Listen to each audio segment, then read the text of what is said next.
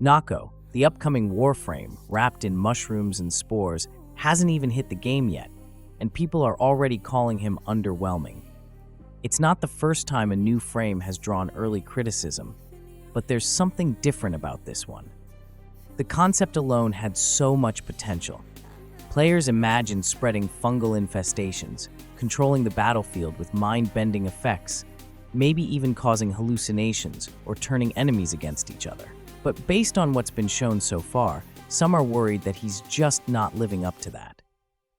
There's already a full thread on the forums titled "Nokko is underwhelming," where players are voicing concern that his abilities seem too basic or lack real synergy. Others on Reddit echo the same thing. One post says, "I'm gonna be honest, his kit is sounding kinda underwhelming. Don't get me wrong, Nokko looks awesome, but I'm just not sold yet." Another person pointed out how his transformation into a baby mushroom form disables weapons, movement, and ability casting, saying it feels more like a penalty than a power. Even his passive, reviving by sprouting at a previously placed mushroom, is being called gimmicky by some, rather than a real survival tool. The criticism isn't just about power either. A lot of it comes from how different Nokko is from what people were expecting. Instead of spreading gas clouds or mutating terrain, most of his kit is tied to stationary mushrooms with timed pulses. His support buff is nice, but it's very short-lived, and his damage utility relies heavily on how clustered enemies are. Players were hoping for something a little more chaotic, something that truly captures that wild, unpredictable feeling of fungus taking over. Right now, they're worried it's all too safe, too clean, and not mushroomy enough.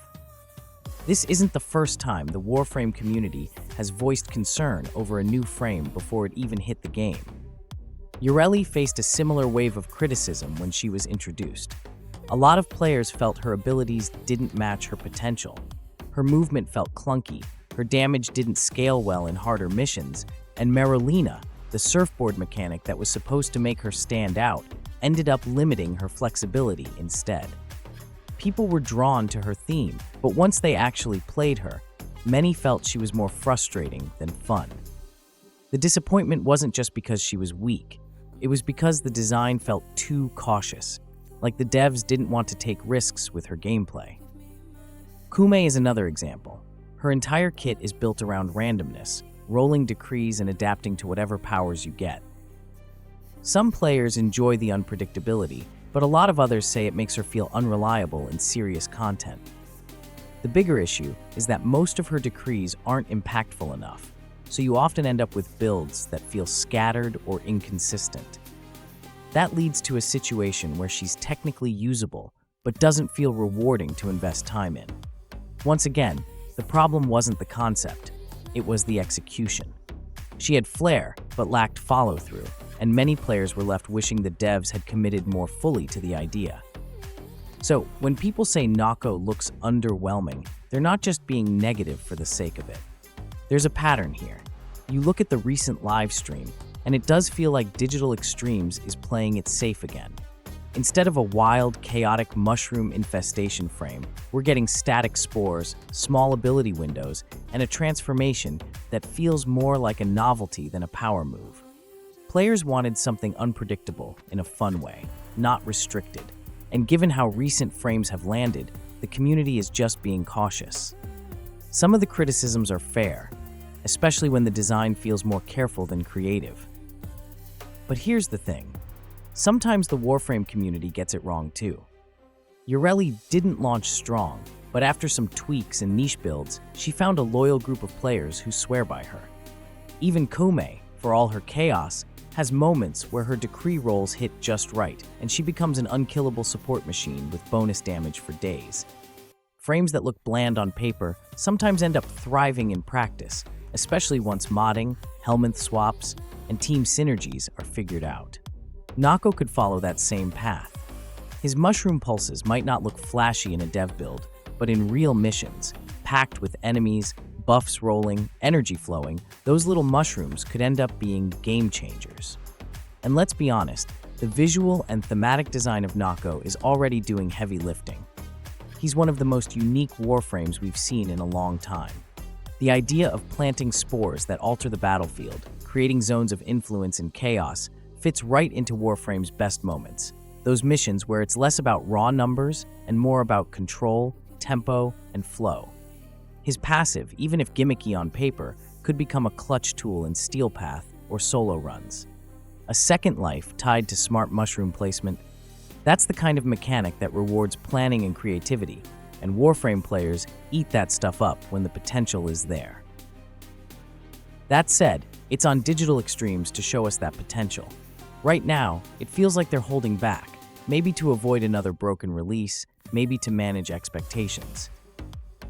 But Nokko doesn't need to be another heavy damage, armor-stripping nuke frame. He just needs to feel like his own thing. If his gameplay encourages map awareness, strategic positioning, and smart squad support, he'll carve out a space in the roster no one else is filling. And if the devs lean just a little more into the weirdness, the spore madness, the mind tricks, the mushroom mischief, then Nokko might just bloom into one of the most fun, flavorful frames we've had in years. One of the biggest reasons people play Warframe is the power fantasy. You're not just a soldier or a mage, you're a god-tier space ninja with time-warping guns, dimension-hopping swords, and armor that laughs at bullets. Every Warframe taps into a different flavor of that fantasy. Some are pure destruction, like Saren or Mesa. Others, like Revenant or Equinox, lean into control and presence, changing how enemies behave or survive in your world. So where does Nokko fit into all this? Based on what we've seen, he's not meant to dominate through brute force. He's the kind of frame that changes the rules of the fight, subtle at first, but with real power under the hood. Let's break down his kit. His first ability, Stink Brain, throws out a mushroom that pulses viral status and spreads spores to nearby enemies. On the surface, that sounds basic, but it's actually a power multiplier. Viral status cuts enemy health in half, and that synergizes beautifully with high-damage weapons or squad mates running slash or toxin builds. His second ability, Bright Bonnet, drops a mushroom that restores energy and briefly boosts ability strength. That's the type of support tool that turns an average team into a wrecking crew. It's short-lived, but if you time it with an ult or nuke, it creates a mini go-time window. It's not explosive on its own, but it enhances the power fantasy of others, and that's just as important. Then there's Nokko's third ability, Puffball, where he shrinks into a baby mushroom called a Sprodling. In that form, he drops spores as he moves, turning crowded rooms into viral traps. You can't attack, but it gives crowd control potential and battlefield manipulation. It's weird, and it won't be for everyone, but it fits a niche power fantasy, becoming the source of chaos, the plague bearer, the one who softens up everything before the real hits land. His final ability, Sporesplosion, detonates his mushrooms to deal area of effect viral damage. Again, it's not a room wipe like MAME or Peacemaker, but in the right conditions, it could melt enemy packs and double as a panic button. The fantasy here isn't instant power. It's planting traps, spreading decay, and watching the battlefield rot from the inside out. That won't appeal to every player, but for those who love control and chaos, Nokko might hit the spot. Honestly, Nokko's kit doesn't feel like it's made for every Warframe player. And I don't mean that as a bad thing, it just feels intentional. This is not the kind of frame you pick when you're trying to speedrun relic farms, clear star chart nodes, or AFK survival with insane nuke damage.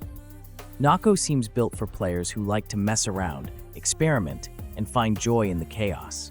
He's weird, he's situational, and most of his value comes from how you use him, not just what he does by default. That's going to appeal to a certain type of player, but definitely not everyone. If you're a Wukong enjoyer who loves rushing missions, popping Cloudwalker, and finishing a capture before your squad even loads in, Nokko is going to feel painfully slow. His gameplay loop seems to revolve around setting up mushrooms, waiting for pulses, and creating synergy windows for your team. That doesn't match the rhythm of players who are in Warframe for raw efficiency. And let's be real, there's a big chunk of the community that treats every mission like a speedrun. For them, this frame will feel like a roadblock, not a tool. The reality is, some players are always hoping the next Warframe will help them farm faster. That's the unspoken power fantasy too. getting more loot, more kills, more progress in less time. So when a new frame doesn't fit that mold, it gets labeled underwhelming, even if it's doing something interesting. Nokko isn't going to replace Korra or Wisp or Hildren Prime in those loadouts that are designed for quick bounties or endless survival. And I think that's where the divide is coming from. It's not just about strength, it's about purpose. Personally, I think that's okay. Not every Warframe needs to be a farming machine or a meta shifter. Sometimes it's nice to have a frame that's just fun. Someone you take into missions not because they're the fastest, but because they make the gameplay feel different. Nokko might not be the next top-tier pick, but if he gives us new ways to play, troll enemies, support squads, or just enjoy the chaos of a good Steel Path survival, then that's a win in my book. We've had plenty of powerhouses. Maybe it's time for a little mushroom mischief. But hey, I want to hear from you too. What's your take on Nokko so far? Do you think people are judging him too early, or are their concerns valid? Are you planning to try him out, or are you skipping this one entirely? Let me know in the comments. I genuinely enjoy reading your thoughts, especially when we all come from different playstyles and still find common ground in the chaos that is Warframe. At the end of the day, not every Warframe has to be a meta monster to be worth playing. Sometimes, it's the strange ones that leave the biggest impact. Nokko probably won't break the game, and he might not become a fan favorite overnight, but there's a charm in how different he is. A frame that doesn't chase the usual damage loops or utility combos, but instead leans into mood, flavor, and control. And maybe, just maybe, that's exactly what Warframe needs every once in a while. Something unexpected. We've seen it before. Frames that started slow, only to grow into something special once players figured them out. Maybe Nokko will surprise us. Maybe he'll flop. But either way, I'd rather have a Warframe that tries something new than another copy-paste nuke bot. Let's just hope DE keeps listening and isn't afraid to let the fungus cook a little longer if it needs to. If you made it this far into the video, thank you. Seriously. If you enjoyed the discussion or it got you thinking, drop a like, leave a comment, and consider subscribing for more honest Warframe content. We've got more breakdowns, builds, and deep dives coming soon. So stay tuned, stay weird, and I'll see you in the next one.